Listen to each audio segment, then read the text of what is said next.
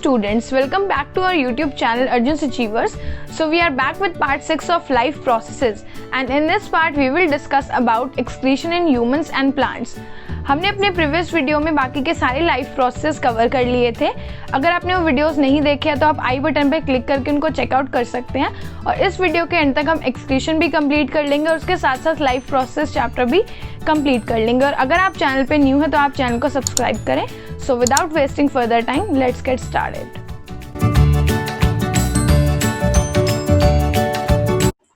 तो आइए देख लेते हैं कि एक्सक्रीशन क्या होता है और प्लांट्स और ह्यूमंस के अंदर एक्सक्रीशन कैसे होता है. तो फर्स्ट ऑफ ऑल हम स्टार्ट करेंगे इसकी डेफिनेशन से कि एक्सक्रीशन की डेफिनेशन क्या होती है. तो एक्सक्रीशन का मतलब होता है कि जो भी हमारी बॉडी में अनएब्जॉर्ब्ड अनडाइजेस्टेड फूड होता है किसी भी तरह का, तो वो जब हमारी बॉडी से एक्सक्रीट आउट हो जाते हैं, मतलब हमारी बॉडी से जब वो रिमूव होता है, या जो भी टॉक्सिक सब्सटेंसेस होते हैं जब वो हमारी बॉडी से रिमूव होते हैं, तो उस प्रोसेस को हम बोलते हैं एक्सक्रीशन. डेफिनेशन के थ्रू देखते हैं. Excretion is the elimination of metabolic waste from the body. तो मेटाबॉलिक वेस्ट का मतलब होता है, सबसे पहले तो मेटाबॉलिज्म का मतलब क्या होता है. मेटाबॉलिज्म का मतलब होता है कि हमारी बॉडी में जितने भी केमिकल प्रोसेसेस चलते रहते हैं वो सारे क्या है, मेटाबॉलिक प्रोसेसेस हैं या मेटाबॉलिक रिएक्शंस हैं या मेटाबॉलिज्म है.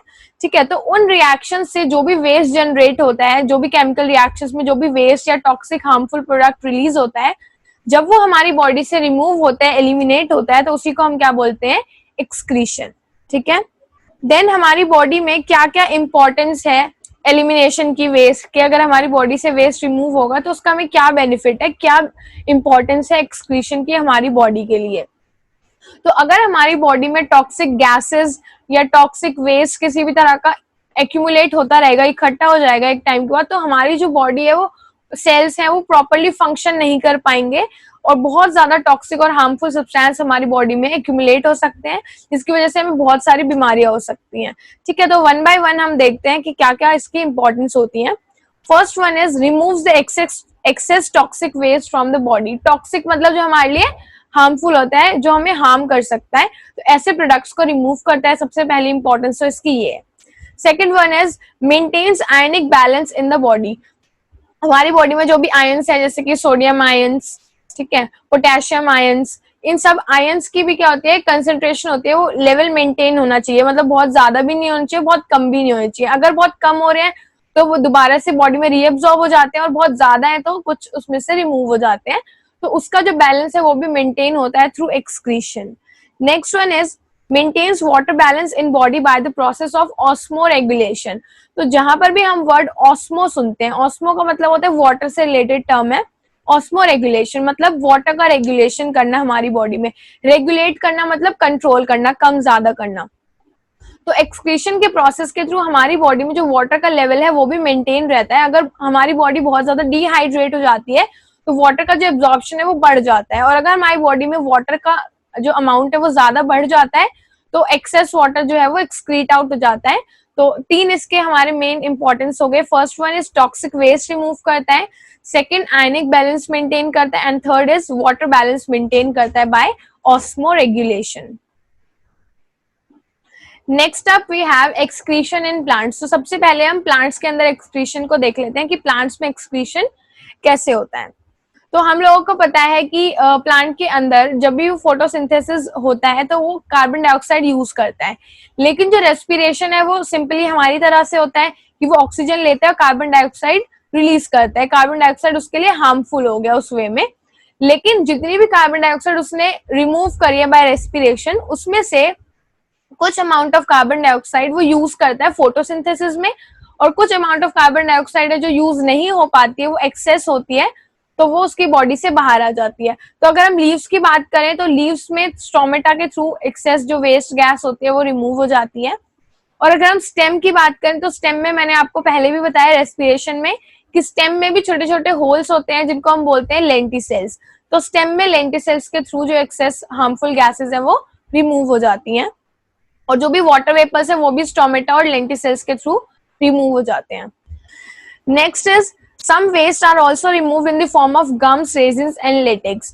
तो कई बार हम लोग देखते हैं किसी प्लांट में कुछ स्टिकी सब्सटेंस गम टाइप का रिलीज हो रहा होता है, रेजिन्स जैसा रिलीज होता है, वो भी क्या है, उनका एक वे है रिमूव करने का वेस्ट को, तो इस फॉर्म में भी वो अपने वेस्ट को रिमूव कर सकते हैं। कुछ डायोशियस प्लांट्स ऐसे होते हैं जो क्या करते हैं, जो भी वेस्ट है, जो भी लीव्स ऐसी हैं जो रिक्वायर्ड नहीं है या जो डेड है, उनको क्या करते हैं, वो पुरानी लीव्स को शेड कर देता है, मतलब लीव्स फॉल करने लगते हैं, तो ये भी एक हो सकता है उसको एक्सक्रीट आउट करने का तरीका वेस्ट को। तो यहाँ पर फर्स्ट पॉइंट में लिखा है excess CO2 is diffused in air through stomata, water vapor and oxygen also diffused in air through stomata and lenticels in stem. Some wastes are also removed in the form of gums, resins and latex. Some wastes are removed by fall of leaves. तो यहाँ पर हमें पता चल गया stomata से release हो सकता है, लेंटिसेल से रिमूव हो सकता है, गम्स रेजिन्स की फॉर्म में रिलीज हो सकता है, और जो लीफ फॉल करती हैं, जो लीफ पत्तियां टूट जाती है, पत्तियां झड़ जाती हैं, वो भी इनका एक तरीका होता है वेस्ट रिमूव करने का, एक्सक्रीशन का। तो प्लांट्स के अंदर एक्सक्रीशन में सिर्फ इतना ही था। अब हम देखते हैं ह्यूमंस के अंदर एक्सक्रीशन कैसे होता है, एक्सक्रीशन इन ह्यूमंस। तो ह्यूमंस के अंदर जैसे हमने पिछले लाइफ प्रोसेस में भी पढ़ा है कि अलग अलग जो हमारा लाइफ प्रोसेस होता है वो अलग अलग सिस्टम उसके साथ डील करता है। तो इसी तरह से जब हम एक्सक्रीशन की बात करते हैं तो एक्सक्रीटरी सिस्टम ऐसा है जो कि एक्सक्रीशन से डील करता है, जो कि फिल्ट्रेशन में हेल्प करता है। तो सबसे पहले हम लोग देखेंगे कि एक्सक्रीटरी सिस्टम में कौन कौन से पार्ट्स आते हैं और उनका क्या क्या फंक्शन होता है। तो first one is excretion is carried out through excretory system.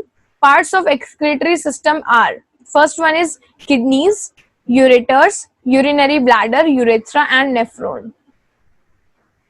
इसका डायग्राम ये है। इस डायग्राम में देख सकते हैं हम लोग, यहाँ पर किडनी है, किडनी के बाद ureter, then urinary bladder and then urethra. Main जो पार्ट्स हमें यहाँ पर पढ़ने हैं वो यही है, kidney, ureter, urinary bladder and urethra. तो सबसे पहले हम किडनी की बात करते हैं। किडनी जो होती है हमारी लोकेटेड होती है बैक साइड पे, हमारे एब्डोमेन के बैक साइड पे किडनीज लोकेटेड होती हैं, और जो भी ब्लड का फिल्ट्रेशन होता है वो सबका सब किडनी में ही होता है। तो किडनी क्या करती है, ब्लड पूरा फिल्टर कर देती है, यहाँ पर फिल्टर हो जाता है, फिर जो भी ब्लड जो है यूरिन की फॉर्म में कन्वर्ट होने के बाद इस यूरेटर के थ्रू, ये जो यहाँ पर आपको ट्यूब लाइक एक्सटेंडेड स्ट्रक्चर दिख रहा है, इसको हम बोलते हैं यूरेटर। तो जो भी यूरिन प्रोड्यूस होता है यूरेटर उसको लेकर आता है यूरिनरी ब्लैडर में। तो यूरिनरी ब्लैडर क्या होता है, एक सैक लाइक मस्कुलर ऑर्गन होता है जो पूरे यूरिन को स्टोर करता है। जो भी यूरिन प्रोड्यूस हुआ किडनी में वो पूरा स्टोर हो जाएगा यूरिनरी ब्लैडर में, और यूरिनरी ब्लैडर तक उसको लाने में हेल्प करेगा यूरेटर। तो जब हमारा यूरिनरी ब्लैडर कंप्लीटली फुल हो जाता है तो एक यहाँ से सिग्नल्स ओरिजिनेट होते हैं, हमारे ब्रेन को सिग्नल जाता है, और फिर हम क्या करते हैं, ये जो लास्ट पार्ट है यूरेथ्रा, यूरेथ्रा के थ्रू क्या करते हैं, हम यूरिन को रिलीज करते हैं।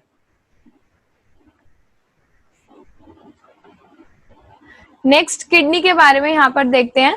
Kidney are dark red and bean shaped organ present in the abdomen. तो हमारे एब्डोमेन रीजन में प्रेजेंट होती है, लेकिन बैक साइड पे, फ्रंट साइड पे लोकेटेड नहीं होती। बहुत सारे लोगों को ये मिसकंसेप्शन होती है कि किडनी जो है वो फ्रंट में लोकेटेड होती है, but they are located on the back side of the abdomen.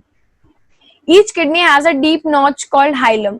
तो हर एक जो हमारी किडनी होती है उसमें एक नॉच जैसा स्ट्रक्चर होता है, इसको हम बोलते हैं हाइलम। ये यहाँ पर ये जो नॉच दिखाई दे रही है यहाँ पर किडनी में, इसको हम बोलते हैं hilum. Next is ureter. Ureter मैंने बताया एक ट्यूब लाइक स्ट्रक्चर होता है जो यूरिन को लेकर जाता है यूरिनरी ब्लैडर में। Ureter carry urine from the kidney to urinary bladder. Next is urinary bladder. It is a pear-shaped muscular sac-like organ which stores urine temporarily. तो ऐसा sac-like structure होता है, स्टोरेज, ये स्टोरेज में हेल्प करता है। तो ये हमारे यूरिन को स्टोर करके रखता है टेम्पररीली, ऐसे नहीं परमानेंटली स्टोर करेगा, फॉर सम टाइम, जब तक फुल नहीं हो जाता तब तक स्टोर करता है। जैसे वो फुल होता है तो सिग्नल्स ओरिजिनेट होते हैं और यूरिन रिलीज हो जाता है। Its length is about 20 centimeter in males and 4 centimeter in females. तो इसकी जो लेंथ है यूरिनरी ब्लैडर की वो वेरी करती है मेल्स और फीमेल्स में। मेल्स के अंदर 20 सेंटीमीटर एंड फीमेल्स के अंदर 4 सेंटीमीटर। तो urinary bladder of males is more longer than females. Then urethra. It is a canal-like structure which extends from neck of bladder and leads to exterior. मतलब कि urinary bladder से start होता है और exterior मतलब बाहर तक आता है वो, और वही हमारे यूरिन को रिलीज करने में हेल्प करता है। तो इसी के थ्रू यूरिन पास आउट होता है। तो हमारे पास यहाँ पर 4 पार्ट्स हो गए। First one is kidney, then ureter, urinary bladder and then we have urethra. Kidney में जो भी है वेस्ट का फिल्ट्रेशन होगा, यूरिन प्रोड्यूस होगा, यूरिन को कैरी करेगा यूरेटर एंड यूरिन को स्टोर करेगा यूरिनरी ब्लैडर और यूरिन को पास आउट करने में हेल्प करेगा हमारा यूरेथ्रा। तो अब हम पढ़ने वाले एक बहुत ही इंपॉर्टेंट चीज जो कि एक्सक्रीटरी सिस्टम की सबसे ज्यादा मेन है, ठीक है। तो हर एक सिस्टम में एक ना एक ऐसी चीज जरूर होती है, एक ना एक ऐसा पार्ट जरूर होता है कि जिसको हम बोल सकें स्ट्रक्चरल एंड फंक्शनल यूनिट, कि जिसके बिना बिल्कुल भी हमारा जो सिस्टम है फंक्शन नहीं कर सकता या फिर उसकी इंपॉर्टेंस खत्म हो जाती है। तो यहाँ पर वो जो पार्ट है दैट इज नेफ्रॉन, ठीक है। रेस्पिरेटरी सिस्टम में जब हमने पढ़ा तो वहां पर हमने एल्वियोलाई पढ़ा था जो कि बहुत ज्यादा इंपॉर्टेंट था। तो इसी तरह से यहाँ पर क्या है, नेफ्रॉन है जो बहुत ज्यादा इंपॉर्टेंट है। हमारी किडनी में जो फंक्शनल यूनिट होती है, structure and functional unit of kidney, that is nephron and it is very very very important. So let's start with this. It is the structural and functional unit of kidney, as I told you. Next is each kidney has about 10 lakh nephrons. तो हमारी हर एक kidney के अंदर millions of lakhs of nephrons present होते हैं जो कि filtration का काम करते हैं। मैंने आपको अभी बताया कि जो भी हमारा फिल्ट्रेशन का काम है, यूरिन फॉर्मेशन का काम है, वो सारा किडनी के अंदर होता है। तो किडनी के अंदर वो काम कौन कर रहा होता है, नेफ्रॉन। जो मिलियंस ऑफ नेफ्रॉन प्रेजेंट है वही फिल्ट्रेशन का, यूरिन फॉर्मेशन का काम करते हैं किडनी के अंदर। So they are the main functional unit of the kidney.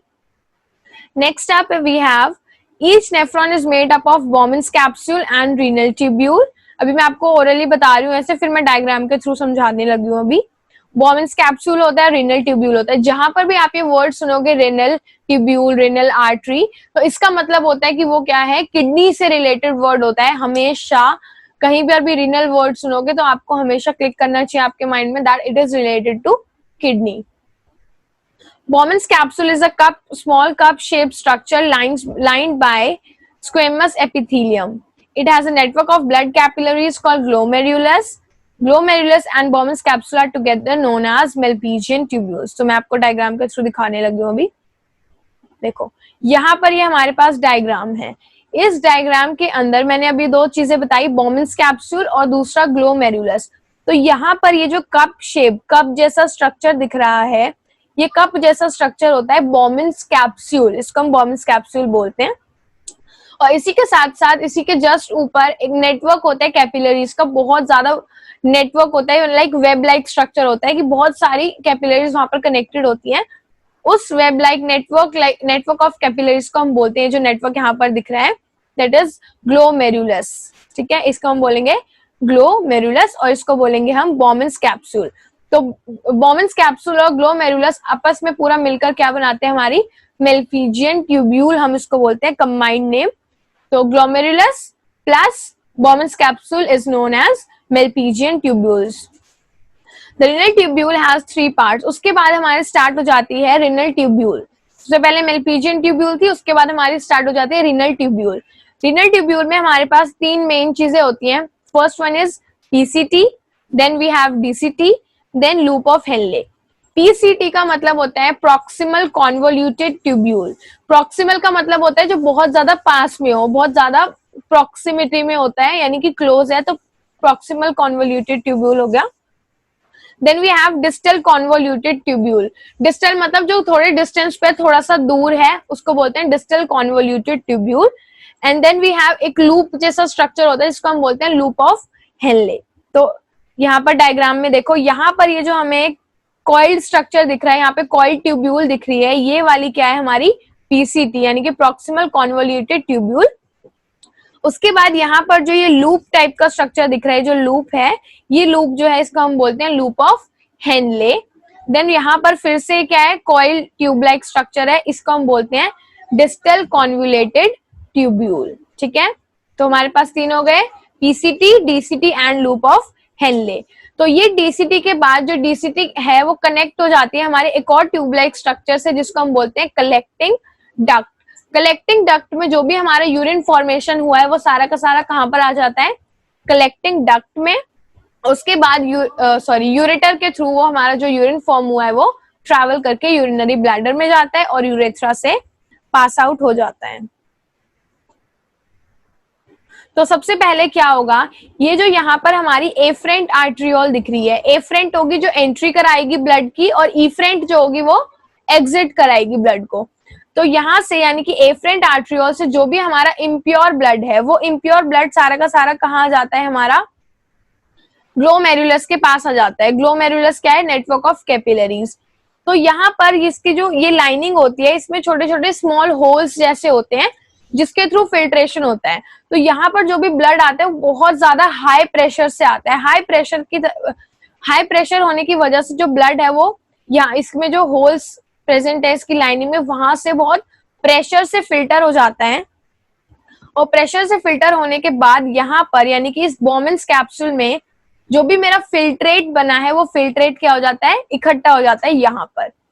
फिर वो फिल्टर जो भी फिल्ट्रेट है वो आगे पास ऑन करता है हमारा पीसीटी में। पीसीटी में पास ऑन करने के बाद ये जो आपको रेड कलर का नेटवर्क दिख रहा है कैपिलरीज का, यहाँ पर इसके और इसके बीच में एक्सचेंज होता है।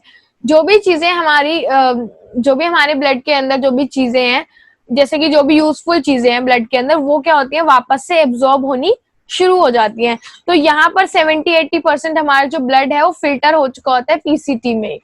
ठीक है, उसके बाद जो हमारा ब्लड है वो आगे जाता है। यहाँ पर जब वो पहुंचता है इस पार्ट में लूप ऑफ हेनले में, लूप ऑफ हेनले का ये क्या है, डिसेंडिंग लिम्ब है। डिसेंडिंग मतलब जो नीचे जा रहा है, डिसेंड कर रहा है। ये वाला जो लिम्ब है ये हमारा होता है परमिएबल टू वाटर, मतलब इसके थ्रू वाटर एंटर और एग्जिट कर सकता है, लेकिन बाकी के सब्सटेंस यहाँ से एक्सचेंज नहीं हो सकते। तो यहाँ से अगर वाटर हमारा ज्यादा या कम है तो वो रीएब्सॉर्ब हो जाता है हमारे ब्लड में। जो भी यूजफुल सब्सटेंसेस है वो वापस से इस रेड वाली जो रेड ट्यूब्यूल दिख रही है इसके अंदर चली जाती है। फिर हम जाते हैं अपने असेंडिंग लिम्ब पर। ये वाला जो पार्ट है ये हमारे हेनलेस का जो हेनले लूप है उसके असेंडिंग लिम्ब है, यानी कि असेंडिंग मतलब जो ऊपर जा रहा है। जब किसी चीज की वैल्यू बढ़ती है तो असेंडिंग होता है। तो यहाँ से जब वो ऊपर जाता है तो यहाँ पे वो इम्परमिएबल हो जाता है वाटर के, मतलब यहाँ से वाटर एक्सचेंज नहीं कर सकता, लेकिन जो भी यूजफुल सब्सटेंसेस है जैसे आयंस है या कोई भी यूजफुल सब्सटेंस तो वो यहाँ से एक्सचेंज हो सकता है। तो यहाँ से हमारे जो भी आयंस होंगे वो सारे के सारे यूजफुल आयंस इस रेड ट्यूब्यूल में, ये जो कैपिलरी दिख रही है इसके पैरेलली, उसके अंदर चले जाते हैं। और उसके बाद जब यहाँ तक पहुंचता है तो फाइनल यहाँ पर रीअब्जॉर्प्शन होने के बाद जो भी यहाँ पर हमारे पास बचता है वो हमारे पास यूरिन हो जाता है। और जो भी चीजें रीअब्जॉर्ब हुई हैं वो वापस से हमारी बॉडी के अंदर पहुंच जाती हैं और कलेक्टिंग डक्ट में हमारा पूरा का पूरा यूरिन कलेक्ट हो जाता है। ठीक है, तो एक बार फिर से मैं समराइज कराती हूँ इसको। तो सबसे पहले क्या हुआ, जो भी हमारी एफरेंट आर्ट्रियोल है, एफरेंट आर्ट्रियोल के थ्रू हमारा इम्प्योर ब्लड आया। फिर जब वो बहुत प्रेशर से ग्लोमेरुलस में गया तो सारा का सारा ब्लड फिल्टर हो गया। और फिल्टर होने के बाद जो फिल्ट्रेट हमारे पास बना वो हमारा बोमेंस कैप्सूल में एक्यूमुलेट हो गया। बोमेंस कैप्सूल से जब वो आगे गया पीसीटी में तो यहाँ पर उसका काफी % फिल्ट्रेशन हो चुका था।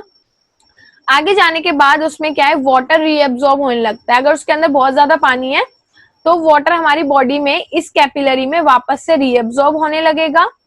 और उसके बाद जब वो यहाँ पर पहुंचेगा असेंडिंग लिम्ब में तो यहाँ से जो हमारे यूजफुल आयंस है वो सारे के सारे ब्लड में जाएंगे।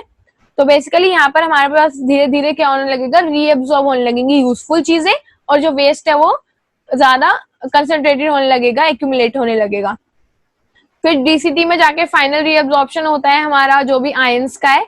उसके बाद हमारे पास जो ये कैपिलरी है इसमें सारे यूजफुल सब्सटेंस आ जाते हैं जो हमारी बॉडी में वापस चले जाते हैं। और ये वाला जो पार्ट है हमारा कलेक्टिंग डक्ट, जिसमें सारा का सारा वेस्ट हमारा निकल जाता है, यानी कि जो भी वेस्ट यूरिन जो प्रोड्यूस हुआ है वो। ठीक है, तो ये हो गई नेफ्रॉन की वर्किंग। इसके बाद हमारे पास है यूरिन फॉर्मेशन। तो मेनली हमें यूरिन फॉर्मेशन में 2 स्टेप्स पढ़ने होते हैं कि कौन कौन से स्टेप्स के थ्रू यूरिन फॉर्म हो रहा है। तो यहाँ पर अगर आपने ध्यान से देखा होगा तो आपको यहीं पर इस क्वेश्चन का आंसर मिल जाएगा कि यूरिन के अंदर कौन से 2 प्रोसेसेस होते हैं। फर्स्ट वन फिल्ट्रेशन हो रहा था, देन रीअब्सॉर्प्शन हो रहा था। तो फिल्ट्रेशन और रीअब्सॉर्प्शन ये हमारे 2 स्टेप्स होते हैं यूरिन फॉर्मेशन के। फिल्ट्रेशन को हम पूरा नाम अगर बोलें तो हम ग्लोमेरुलर फिल्ट्रेशन बोल सकते हैं या फिर अल्ट्रा फिल्ट्रेशन भी बोल सकते हैं।